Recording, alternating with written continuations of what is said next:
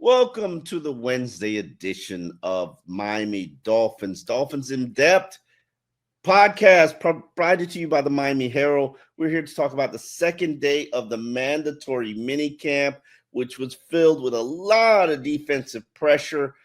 They put that vice grip on the Miami Dolphins offense. Joining me to share his thoughts and views and opinions on what happened in the practices that we saw today, which I believe will cap the on-field work for the Miami Dolphins based on history. I've seen so many teams, so many coaches cancel that final OTA practice. They go and they play bowling or paintball or some ridiculous fun activity for team bonding, Isaiah. What were your impressions of day 2 of mandatory minicamp, which did not feature again Jonnu Smith? I mean, I think, per usual, the defense looked dominant, right? Bradley Chubb followed up a great day yesterday with, just Did he really have a great day yesterday? I know he was Orange Jordan player. He had a few sacks yesterday for sure. He had at least one sack. I know that for a fact. He had at least one sack. A few, I think, were a little bit debatable. You know what I'm saying? I gotta get on Mike McDaniel about that tomorrow. Like, are we giving? Is the orange jersey a participation, collective effort trophy here, or is that based on what you did yesterday? Look. I think when it comes to Bradley Chubb specifically, you can tell that there's a bounce in his step. Right, he's physically excited to be back at practice. Right, I think he's the most excited player I've ever seen at practice. But that's what happens when you're off for a year, right? And so I think. Whether or not yesterday was his best day, because I think he's had better days at OTAs, right? From what we've seen. But I think it was that orange jersey was just a culmination of just him just setting the tone, right? And that's my opinion. Yeah. These orange jerseys are culmination awards, as opposed to, because in my opinion, Malik Washington probably made the biggest play of the day yesterday. Or I give the orange jersey to one of the guys with the pick six. I agree. I'm just saying, I agree. But obviously, you want to reward a guy who produced consistent efforts, and that's the one thing I've noticed from Bradley Chubb. Even though he's not going against the best left tackle that is on the roster, he's getting decent work. He's winning some of his battles. Obviously, it's going to benefit him to go against some of these younger players because they get to see what an NFL starter looks like, and you're kind of going to help you get a more accurate evaluation. The one thing that I have noticed is we don't see Jalen Phillips doing any 11-on-11s. All he does is 7-on-7s. Bradley Chubb sporadically works in 11-on-11s, but he does more work than most. And then Chop Robinson, who I would argue probably had the best OTAs. Maybe arguably probably the best offseason. I'm going to ask you that question later on in the show, so make sure you have a good answer. I would like to see them on the field together. I think we're not close to that point yet, but I can definitely see a package where you see Jalen Phillips, Bradley Chubb, and Chop Robinson standing up, roaming around as the elephant blitzer. I think that it could bring a lot of problems. And based on what I saw today, where Anthony Weaver's defense was bringing pressure and the Miami Dolphins offense struggled with that pressure, I'm beginning to get a little bit more encouraged by what I'm seeing from this defense. And truthfully speaking, some of this pressure is masking the deficiencies that some of these cornerbacks have. And I'm wondering to myself, is that the game plan? Or is that the approach that we're going to take moving forward? But we'll figure all this out. One thing that has been a major point of conversation has been the culture change, Isaiah. And since you are a young Cub whippersnapper, this is all new to you. This whole culture change. Oh yeah. I brought up the TNT wall for those Dolphin fans who know the take no talent wall, where during the first year of the Brian Flores era in 2019, where they had basically scraps of an NFL team on their roster after trading away all their players for draft picks, and claiming guys on Tuesday and starting them on Sunday. The main emphasis of that culture was, if you make a mistake, you pay the significant price, which was you had to run around the field and go touch a wall that had TNT, takes no talent painted on it, and then come back. So it was a team that really emphasized, don't beat ourselves. Now, was it a good team? No. But the point I'm making is there's so many different culture changes that we've gone through with the Miami Dolphins. And it seems like we're going through yet another one with Mike McDaniel, where it's about players being more accountable. It's about, players holding each other accountable. It's about, we're going to be more in your face. We're going to be more physical. All of that good stuff. And the one thing that I keep thinking back to, that we're hanging out together more, Isaiah. We're spending time together. And that makes us appreciate each other much more, because now we know each other's families and we care about the person as a human as opposed to just the person as a football player. And you know what? You know what comes to my mind, Isaiah? I've heard all this before. Yeah. And coincidentally, so has Bradley Chubb. And he addressed that during today's talk. It's not necessarily him changing. It's just it's more about us, man, about how we accept what he's telling us. Like, okay, like he may have a joking way of getting a serious point across, but it's up to us in the room. Like, okay, he might have said it funny, but at the end of the day, this is what we're doing, and this is how we're moving about it. And as a team, this is what we're gonna do. You know what I mean? So not much of him has changed. I would say the people around him and the buy-in of the players that he wants has changed. You know what I mean? And guys are taking accountability of how we wanted it to look out here. You know what I mean? Because he can only do so much in terms of the game plan, the team meetings, and all that, prepping and putting us in the right position. But we got to go out there and execute. So I wouldn't say he's changed. I would say the mindset around him and around the team has changed. So is it the buy-in? Because we heard a lot of this same stuff last year, Brad. Yeah. I mean, not to say that for sure. y'all are lying, but hanging out together, spending time together, getting to know each other, caring about one another. I'm gonna say last year we was lying, honestly. Point blank period. We felt it. You know what I mean? We put our toe in the water, but we didn't dive all the way in. We didn't get all the way there with each other. You know what I mean?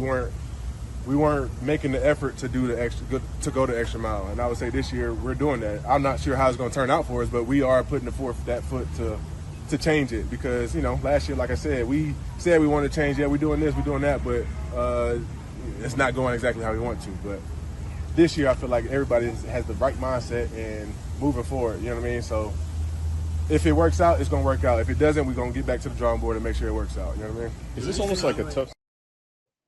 Yeah. I commend Bradley for being honest and candid, because Definitely. who sang that song? Heard it all before. All of your lies, all of your sweet talk. Maybe it is, maybe that, but your lies ain't working. That look, man.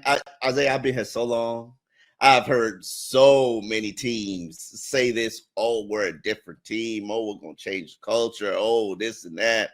Oh, Son Anderson. Okay, yes. Heard it all. Sorry. Yeah.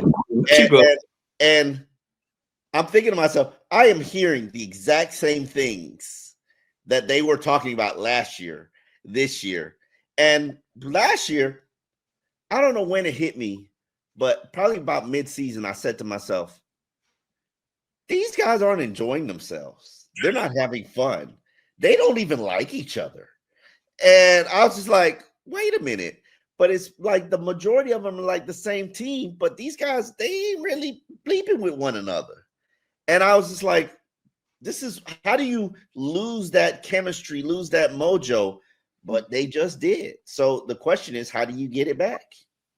I think the biggest way to get it back is kind of taking that extra step that he mentioned, right? One of the, later on in the video, he mentioned, like, in years past, it's difficult to get guys together, right? Because, you have a guy that might live down south in like Kendall or something, right? Whereas another guy lives in Fort Lauderdale. Miami Lakes. Ain't nobody living in Ain't nobody on the Dolphins. There is one player who lived in Kendall, and I'm no, he said Pompano. He said Pompano or Plantation. No, you're right. But I do know that there is one player who lives in Kendall. Who lives in Kendall? Oh, maybe John who lives in Kendall. No, it's another. You're close. You're close. Both of them didn't show up. Who lives in Kendall? Look, you got me. I mean, like, I'm not gonna put the person's business out there. All If you didn't right. what I just said, then I don't think you're gonna get it. I don't know how you're not gonna get it, but he said it is what it is. It is what it is. That's a long drive, but anyway, I was surprised when this player told me when I heard that this player lives down there. But the fact of the matter is, look, there's guys spread out all over South Florida, right? They need to come together, right? They need to have these opportunities to start to mesh, but then also going to these OTAs, right? The big presence that we saw from the guys at OTAs, even going to the rookie mini camp, right? Seeing some of those guys there, I think that's the way that you really start to ingratiate yourself. Look, all the hangout around, after practice is fine, right? But I think from doing the stuff that is voluntary on like the facility, I think is big because it shows that buy-in, right? That's why you had guys at rookie mini camp, right? I mean, look, I think that's the start of it, right? That's the way you start. Because it's interesting because when I heard James Daniels talking about the cultures of Miami versus the culture of Pittsburgh, right? It's two very different cultures, right? One of the things he emphasized was that the Dolphins have a little bit of a newer facilities, right? It's more upbeat. It's a younger. One of the things I kind of gleaned from him was that it's a younger culture, right? He said something as simple as like there's speakers everywhere. Like everywhere I walk, I hear music, which wasn't the case at the Steelers facility, right? And obviously, that's a testament to Ross and, him building this beautiful complex out there in Miami Gardens. But I say all that to say, right, I think doing as much as you can on at the facility when you're not required to, I think is the first step in trying to work at Miami Herald when you're not required to. I have. Does that make you actually do? Does that make you any better of an employee? And specifically, when I had my previous job as a race and culture reporter, you could find me in Liberty City on a random day just because I'm trying to just ingratiate myself into the community. And that is what's required. If you're trying to do any job successfully, you need to ingratiate yourself with the people that you're going to be covering, talking about, playing with, et cetera, right? And that's why I just believe showing up on your off day, when it's voluntary is important because it shows that you, at the end of the day, you just want to be there. Go ahead. Let me ask you this question and we've debated this heavily within the media contingent, and I would love your honest opinion because this is your second year with Mike McDaniel. Mike McDaniel's been cursing more. Today, I forget what he said, but he said, let me find the exact quote because it was very poignant to the conversation, which was about culture change. And Mike basically was talking about, players showing up on time and players holding each other accountable and players checking one another. And he said something along the lines of, where the heck it's okay to be called out. It's okay. Yeah. Okay to be called out as long as you change your effing behavior. Yep. Yep. And Mike been on a little bit of a cursing streak to the media. Do you think that he's trying to get tougher, be more firm, be more in your face? It's funny, right? I'm gonna start with a little aside before I answer that question. I remember when I first got to be editor-in-chief of my college paper, right? My dad sat me down and said, look, you have two options. I know you're a very nice guy. And sometimes you want people to like you, right? And so you're gonna do one of two things. Either you're gonna go there, be super nice, and people are gonna walk all over you, and then you're gonna get fed up. And as you start to get more fed up, you're just gonna explode on people, and people are gonna call you crazy. Or you can be a hard ass at the beginning and steadily, slowly but surely get a little bit more loose, and people will be like, oh yeah, he's growing on me, right? And I think unfortunately Mike McDaniel finds himself in the former, right? He's naturally a nice guy. He's going to be, trying to be not your friend, but he's a they He want to be your buddy. He want to be your buddy. That's why I call him Big Buddy. Yeah, he's there to get guys paid, as he famously said, right? And so that sort of ethos, when you are trying to be that guy, it's a little bit more difficult to when you start trying to, tighten up a little bit. Now, in terms of the you ain't tell me you was Mike McDaniel. Yeah. So in terms of the specific with him cursing, obviously, like from the Hard Knocks, we saw that he throws around some F-bombs. He got a lot of F-bombs. He got a potty mouth. Yeah, he got a potty mouth a little bit, right? And so I don't think that that's nothing new. The players are used to that. I just don't think we as the media contingent are used to that, right? And so I think in an effort to try to be the same person, right? He's just like, screw it. Like, let me shut that I don't need to have that wall with the media, right? It's easier for me to just be the same person on the field and in that room. And I think that's what he's trying to do. You should write that. You should write that. Look, if they pay me the big bucks to let me columnize, I will. you got plenty of stripes to earn, sir. I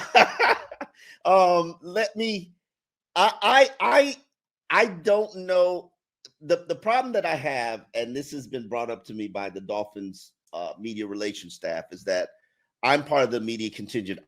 I've seen so much that, and the problem is history continues to repeat itself around here, just over and over and over and over again.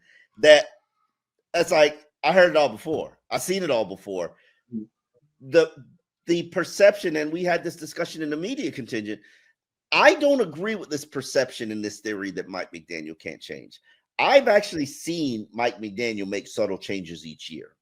I've seen Mike McDaniel's teams make subtle changes each year. So why is it that we think that he can't be hard and firm and non-compromising when, if that's what he feels like his team needs, he does it? Like, even when we get into this Jalen Ramsey divorce, we're not really sure what that's all about. We're not really sure at the root what is the genesis of it. What we know is Jalen Ramsey was not going to be participating in the offseason program. Jalen Ramsey was a habitual late player. And Jalen Ramsey has a personality that kind of makes the Dolphins cower around him. And ultimately, Mike decided that he had had enough or didn't want to deal with it anymore. Or maybe Jalen decided that. I don't know. We just realized that there was a divorce that was coming and is still probably impending. Mike, we always put Mike in this McBuddy category. Now he's not trying to be Jalen's buddy. He's like, I'm saying to my team that I would rather not play with Jalen than tolerate what Jalen does and win games because of him. Yeah, that's a strong statement. That's a very. You look at the secondary. Yeah, exactly. You look at the secondary and you're like, ooh. But then even a step further, I think it sends a message to the team that, like, no one's above the main thing, right? Which I think is good, which is a good message to send to this team specifically. Of course, you still have Tyreek Hill, right? Hey, man, talent is talent. But to your point, talent is talent. Certain talent is going to oversee. Now, don't get me wrong. I think Jalen Ramsey could one day be wearing a gold jacket, right? Same with Tyreek. But if we're talking about levels, I would say, just from a comparison standpoint, that Tyreek is a better receiver than Jalen Ramsey is a better corner, if that makes sense. Ooh, hold on. Wait. Look. Time out here. Okay, hold on. Time out. We can talk about this. Go ahead. Name me a better cornerback of this era. Of this era? Or right now? Name me a better quarterback. No, I said of this era. Of this era. So we're talking about early 20. We're talking about early, yeah. Mid 2010s to now. Yeah. He's pretty much a first ballot Hall of Famer right now. I mean, I think there's guys that had good. I mean, Darius Slay was a guy that had some good years, right? Yeah, but Darius Slay is not Jalen Ramsey. I agree with you. Darius Slay is. I'm not even sure Darius Slay is a Hall of Famer. I don't.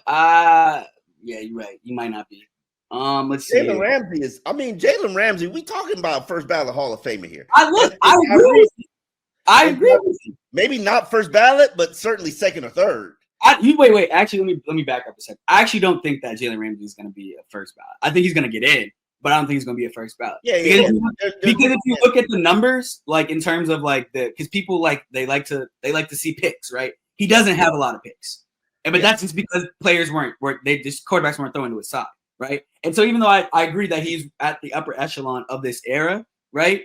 I still think Tyreek Hill, obviously the Dolphins feel the same way because some of the same things that Jalen Ramsey was doing, Tyreek Hill does. And Jalen Ramsey doesn't come with the off the field, foolishness. Yeah. Tyreek has. Yeah. And so, but I'm just saying on the field, you built your offense kind of around Tyreek Hill, right? Yeah. Jalen Ramsey, you're not going to be able to replace Jalen Ramsey, right? Definitely not. But at the same time, it's going to be, if you're going to go a route of whether you rather have Tyreek Hill or Jalen Ramsey, I mean, from a football perspective of just what we see on the field, I don't think that the Dolphins necessarily made the wrong decision. I'm saying the margins are slight. They're both elite players at their position. But I'm just saying slightly Tyreek is a little bit better at receiving than Jalen Ramsey is at corner. Okay. I'm not disagreeing with that. We talked about Bradley Chubb a little bit. His pass rushing partner, Jalen Phillips, is one of the young players that obviously is entering a critical year because he's in a contract year. He's playing on his fifth-year option, which is going to pay him $15 million. Nobody's shedding a tear for Jalen. He is going to make the most money he's ever made in his life in this one season. So, but the argument is, do you sign Jalen now or before he, let's say, has a double-digit sack season, or do you wait and see how he produces and if he can stay healthy? So even Jalen Phillips knows that this is a critical season for him. Trying to do too much, trying to see. Tell me about that balance mentally and physically. Yeah, I mean, I'm definitely just trying to stay focused. That's all you can do. Stay present, stay focused. Because obviously there's, it is a big year, so it's not like I'm going to ignore that fact. But at the same day, I can't do anything about 6 to 7 months from now. So all I can do is really take care of business on a day-to-day basis. So that's really what I try to do. Is there a point you felt like you rushed returning on the field within the first 2 injuries, or? No, I was straight. I mean, I've seen that narrative some, but the second injury, the ACL, was friendly fire. There's nothing I could do about that. You know what I mean? So, I thought I was in a good place coming off of the Achilles. That's still in a great place. I mean, don't feel it at all. And then even with the ACL, I trust my trainers and my trainers trust me. They usually have to hold me back some, but also this time around, just understanding the bigger picture. So I haven't been rushing anything. I feel great. So obviously I'll see me out there doing 7-on-7. Like I feel like I could play right now, but there's just no point in risking it right now. How big of a role has Bradley played in this latest project? I mean, I think we both play a big role for each other, just in the sense of like being there for each other during these times. Obviously, he's someone who's dealt with several injuries in the past, and so, but ACL specific questions I do ask him a lot because he's done 3 ACLs. So, ask him about different things, and he'll kind of give me feedback, tell me how I'm looking and stuff. So, if anything, it kind of just it's some good like reassurance that I'm in a good place. Yeah, that's going to be Bradley Chubb's return, Jalen Phillips' return. That's the biggest additions that we have to this Dolphins defense. Put them with Chop Robinson, you should have a dangerous trio of pass rushers. And I will mention also Willie Gay Jr. I like Willie Gay. Yeah, he had a good day today. Had a sack, a pick. He's definitely an energy guy. I've just from what I've seen on the Dolphins social media, from what I've seen in practice, like I see today, like McDaniel and him, like kind of like did like a little jump up together, and so it seems like he's an energy guy, and so it'll be interesting, to see how the Dolphins use him because he is one of those guys that played inside linebacker earlier in his career and then transitioned to pass rusher last year with the Saints. But I think we can both agree he had the most success as a inside linebacker, being a part of one of those Tampa Bay Buccaneers teams that I believe won a champ. Oh no, he was on the Chiefs. Excuse me. Excuse me. He was He was started for the Chiefs when they won a championship. They won. Getting into Wednesday's practice, today was the first day that Tua has thrown an interception that we've seen in practice. Not to say that he hasn't thrown an interception all of OTAs, but in the practices that the media has attended, today was the first day. Safety Iffy Melifonwu, he picked off Tua. The defense, tons of pressure today. They're working on their pressure packages. Jordan Brooks had some nice tackles on Devon Achane, but he also got roasted on one, I believe it was a pass play by Achane, where he basically caught the ball and ran upfield. I don't even remember how many yards, but it was nearly like 60 yards for a touchdown. Nobody would have even come close to touching him. Another player who's really standing out is Grayson Murphy, second-year edge rusher from, I believe, UCLA. He's had days where he's killing that. I shouldn't say the unit. He's killing those long shot group. And really, he was a young player that impressed me last year. So I'm interested to see where that goes. The Dolphins also today ended practice with a wet ball drill, watery, fumble loose ball kind of situation. Isaiah, how do you explain that to the people? A slip and slide drill, where you just got a slip and slide wet ball drill. That's the most concise description of it. Aaron Brewer had the hose. It was like a fire hydrant. It was like a fire truck hose. Yeah, they were definitely hosing down certain section of the field for what seemed like eternity.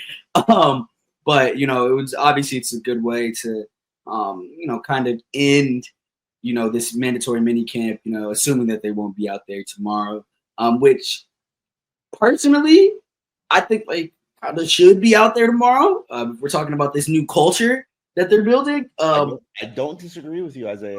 I just feel like because I think there was parts of practice, obviously the defense dominated per usual, but yeah, it's just there was some. I don't end training. I don't end my off-season program on that practice. Yeah, I just feel like there's some things that the offense kind of left out there, and as you would kind of explain to me before, the offense is usually a little bit behind the defense at this point of the year, but just from a personal standpoint, if you want to be this quote unquote new culture team, right? I think, another day of practice, you can even make it a short practice, but just have them guys out there again, I think would be beneficial. I'm not going to force, I wouldn't want to end my training. I wouldn't want to end my mini camp on that effort and performance that I saw from the offense. Yeah. And if I'm Tua and that leader of that unit, my standards are higher. I want to do better. And I'm not saying that, they didn't do well in periods and spurts of that practice, but it was clearly a pressure day. Yeah. That means the defense was bringing that pressure, and the offense did not adapt, adjust, or handle it well. Not at all. So I'm curious to see what would happen if they had another day, but we could wait 5 weeks and take this to mini camp.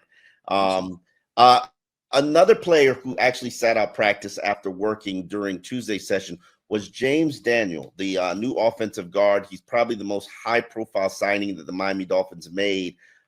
This is a situation where he's working one day on, one day off, and James gives you an update on where he is in his recovery right now. Good. He really reminds me of one of my old teammates, one of my good friends, Isaac Sayamalu. They have very similar movements and stuff. And Jonah, he's always texting me. He's always texting other players asking for advice. And so it's always working after practice. So, pretty excited to see his development. It's hard. My rookie year, I wasn't working with the first group until probably October. And he just starts off working with them. So he's been throwing a lot of stuff at him. It's not easy offense. So I'm really proud of him and his development. I'm excited to see how much he develops between now and the beginning of training. What were these 2 days like? Just getting some individual work, how did it feel out there? And what did it take to get back to It's been good. I've been doing indie just like alone, not outside, not with the helmet and stuff. So, it's always nice to be outside and work. Actually working with the guys, work with the tempo of practice, speed of practice, and all that stuff. So everything's been good. Have you been cleared for training camp full participation? No, that's part of the progression. The progression is like I said, like it'd be like 3 days of Indy and then 3 days of like wearing pads and not wearing and like not doing everything. So, but like I'm right on the progression. But I mean, I'm not sure about pulling pads later this week or whatever, how that works. But I'm right on the progression. And that progression takes like a week, 2 weeks for that to happen. Now, you're trained to play both left and right guard. Obviously, with Jonah trying to settle into the spot, and that's what Mike said. He's trying to put just enough on his plate so he can get comfortable. Does that mean that you're going to be where you were last year? Or I'm not sure. It just depends on what they want, what Mike wants, and what Butch wants, and I'm just here to help Jonah, here to help the team. So whatever they want, that's what I'll be ready for. Is there a place that you feel most comfortable? No, it doesn't matter. I've played everywhere, and I feel like I've been pretty successful everywhere I've played at. Coach McDaniel was explaining yesterday that in order to create more explosive passing play games, the offensive line and the running backs and the running group needs to prove that you can run the ball. In your experience, how does the run complement the pass? Like when you do play action, when you're running the ball like effectively, the defensive, they have to play the run. And you know, when you're able to play, when they're playing the run, you can't play ball. And so I feel like we do like a really good job of, like, actually, I mean, it's the best I've seen, like trying to match like our pass and run and formations and things like that. So I mean, when you're able to do that and the defense doesn't know what to expect, I mean, the skilled players here, I mean, they're the best I've seen like since I've been in the league. So it's pretty cool to see them work, how the offense is called and all those things. Yeah, that's a major addition to this team. You put him with Jonah. Damn it. It's a mental block. Savanea? Savaiinaya. Savaiinaya. Damn it. You put him with Jonah Savaiinaya. And Mike McDaniel basically expressed that they want power on the right side and athleticism on the left side just to facilitate what they want to do. Austin Jackson's a power player. Then you got James Daniels. He's definitely a power player. So imagine being able to run with power on the right and then, you know, pull and take it to the second level on the left, even though, you know, Patrick Paul is a very big man. He's actually got a little bit of movement skills to him as well. So it'll be interesting to see how that plays out moving forward. I can tell you, I can't tell you what to expect from the offensive line because there are no pads on. You don't know when people start hitting. If people start hitting in pads and people can be more violent, then you kind of get more of a clear picture of what's going on in the trenches. But right now, the one thing I will admit is I'm concerned about the depth that the Dolphins have. Now, I said earlier in the show, I'm going to ask you for your one OTA, the one guy that you thought was the top performer. And then I want you to name the guy who needs to step it up if he wants to have a role or a job in 2025. For me, I think it's the guy who wore the orange jersey today, man. Bradley Chubb. He, to me, has been the MVP of OTAs and minicamp. Just because, look, he's really setting the tone. Again, I cannot express to you how excited, this man looks just to practice. He don't even got pads on, but he's like the first one at every individual drill station. You know, he's running, like, it's the little things that I'm watching, right? Like, how's your body language, right? And he's very upright. He's laughing, he's smiling, but when he's on that field, he's a dog, right? And you can even see, like, he's, you know, one of the first people to run over to guys when they make a good play, right? He talked a little bit about today. He talked a little today about the difference between kind of sitting out OTAs and trying to be a mentor there versus now being on the field.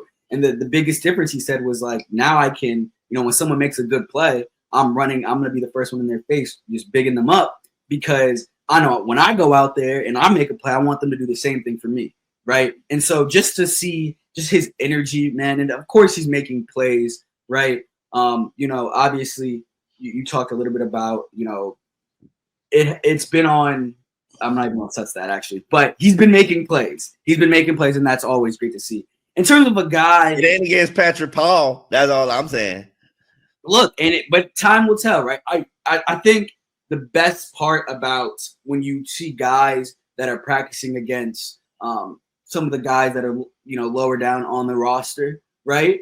That when you can see a guy that's a starter and a fringe star, right? It makes the gap abundantly clear, right? And when you have a Bradley Chubb, especially coming off of injury, right? And as long as he sat out, you want him to dominate against these guys. And that's essentially what he did, right? If LeBron James is playing pickup basketball with high schoolers, you expect him to dominate. And that's exactly what happened. Why are you going to call Ryan Hayes a high schooler?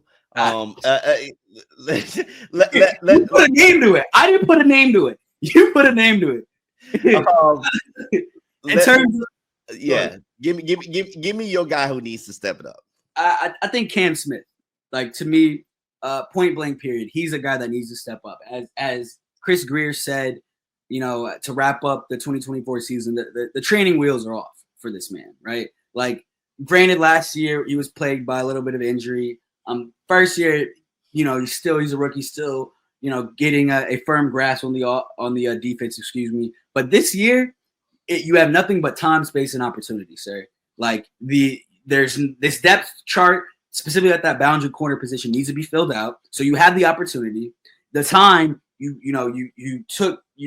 had the offseason to prepare, right? And in the space, look, the space is open. You can step up. Like there's nobody technically I in front have of you. never seen a runway for a starting spot this wide open. Never, ever. I can't even tell you how long I've been here. I have never seen a clear pathway for somebody to become a starter more than I'm looking at cornerback right now. There you go. And so anybody's job. I can't even tell you who it could be. Exactly. And just knowing that, like, you would think that, I mean, I'm not to say that he doesn't want to seize the opportunity, because I'm sure he does it. He talked about it yesterday. Yeah, it's opportunity of a lifetime. Yes, but we just haven't seen it. We haven't seen anything. When you have guys at your position, specifically guys who were on the practice squad last year, and Isaiah Johnson making more plays than you, like, that's an issue. You are a second-round pick. You're right. That is an issue. So to me, I think, look, it's really put up or shut up time. Like, I use that phrasing when describing Jalen Phillips, but the biggest difference is Jalen Phillips, we saw some talent and production earlier in his career. He had 15 and a half sacks his first 2 years, right? Mm-hmm. I think 6.5 before he tore his Achilles. So we've seen the production from him, right? We have not seen that from Cam Smith, both on the field and on the field on a Sunday, and then also in the practice field. And that's the thing that I really want to see. Like, it's now's the time, as you said. The runway is wide open, man. This has to be your time to dominate, and just we haven't seen it. And it's a little bit. I'm sure Dolphins fans are frustrated, because I'm frustrated looking at it. I am going to go with Devon Achane as my top performer. We know what Achane is. We know what he's capable of. I'm not going to call him great like you. I'm going to tell you a great day. I ain't going to call him great like you, but he made a real dynamic play. I believe it was catching the ball out the backfield and just ran away from everybody for a touchdown. Like, there was nobody even close to touching him. And that made me wonder, like, where the hell are the safeties? Because they got to be over the top. And from a needs to step it up standpoint, I'm actually going to go with Kenneth Grant. And I know that there are no pads on. I know that the physicality in the trenches, you can't you playing in pajamas. You can't get rough and physical in the trenches. But you're going to be asked to do a lot of things. You are literally Calais Campbell's replacement. Like, if you don't play well, season ain't going to go well. So we need to see you step up. And I can honestly tell you, I have seen more impactful plays from Matt Dickerson and most Dolphins fans be like, who's that? Than I have seen from Kendall Grant. He's been invisible to me every single practice. That's a first round pick. That's a first round pick. Now, I get it. You're not working with Zach Sealer. Maybe Zach Sealer's going to free up a lot of attention, but Liam Eichenberg shouldn't be whooping your tail now. Like, let's be real about it. And not just him, but Jordan Phillips as well. So it'll be interesting to see what happens moving forward. We've got about 5 weeks till we got training camp. Tomorrow, Mike McDaniel is going to wrap up the offseason program, and Dolphins in Depth will be back later this week to give you some of our thoughts on the final wrap up of Dolphins offseason program.